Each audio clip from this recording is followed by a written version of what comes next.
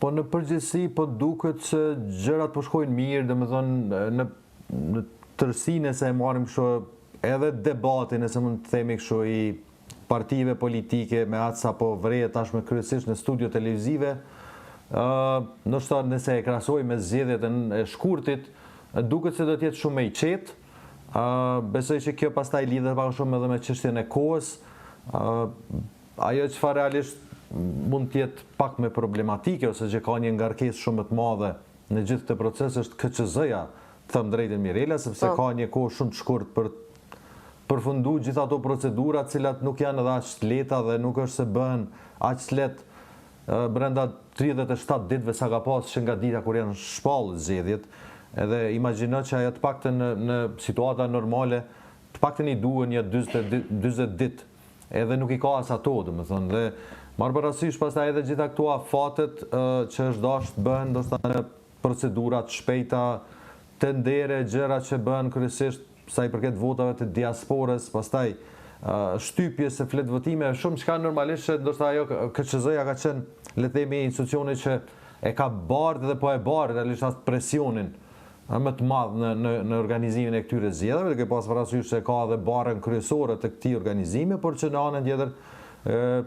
parimisht po gëzon një lloj mbështetje, po them, edhe nga faktori ndërkombëtar në të gjitha aspektet, edhe teknikisht edhe moralisht. Kështu që në përgjithësi mund të themi se gjërat po shkojnë mirë. Qetë mbetet të shihet si do të jetë fushata, por kam përshtypjen që nëse kemi parasysh tashmë paraqitjet e disa prej liderëve, përfaqësuesve të partive politike, që vetë se kanë filluar, po them, një lloj parafushate, kryesisht pra po them në media, atëherë kam përshtypjen që do ta kemi një fushatë shumë të qetë se sa e kishim herën e kaluar. Kjo normalisht për t'i lënë gjithmonë hapësirë një bashkëpunimi të mundshëm, sepse pak a shumë pritjet dhe gjasat janë që ndryshimet mëdha mos të ketë, pra të kemi një lloj strukture pak a shumë të njëjtë kur bëhet fjalë për renditjen e partive pas zgjedhjeve të 28 dhjetorit, dhe kjo normalisht kam përshtypjen se ka sidomos kjo situata e çuditshme 90 muaj që kishim me krizën politike, mos arritjen e konstruimit të kuvendit në kohë, pastaj qeverisë, sikur ka bërë që partitë politike megjithatë të reflektojnë dhe të mendojnë për mundësitë bashkëpunimit, sepse pra po them, pritjet pak a shumë janë që renditja e partive të jetë deri diku e njëjtë, tani mund të ketë ndryshime eventualisht të vogla në përqindje, kush më lart, kush do të bie më poshtë, por në parim renditja në përgjithësi janë pritjet janë ato që kanë qenë edhe në shkurt. Kështu që besoj që në përgjithësi nuk po duket edhe keq.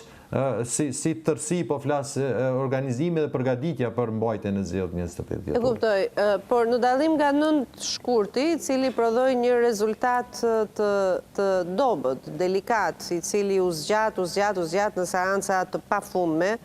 shfaraqoi në fundit në zgjedhjet e parakohshme, diçka që mund të ishte bërë më herët, po u sforcua situata, sidomos nga Kurti, për ta mbajtur atje ku donte, nuk mundi. Mendon që kjo situatë, edhe sikur pak ka shumë me plus minuse të kemi këtë renditje që në fakt të gjithë kështu e parashohin, kësaj radhe partitë do të arrijnë ta gjejnë gjuhën për të mos hyrë më në këtë vorbullën që u kalua gjatë këtyre muajve, apo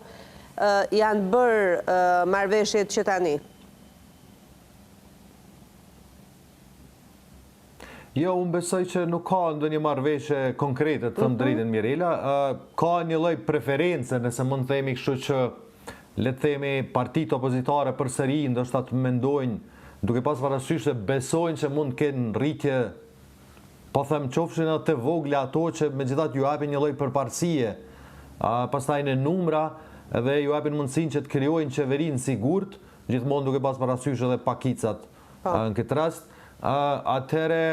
domethënë normalisht ka një lloj preferencë pra që të ketë një lloj bashkëpunimi mes partive ish opozitare, po në anën tjetër mos harrojmë Mirela që kemi në këtë rast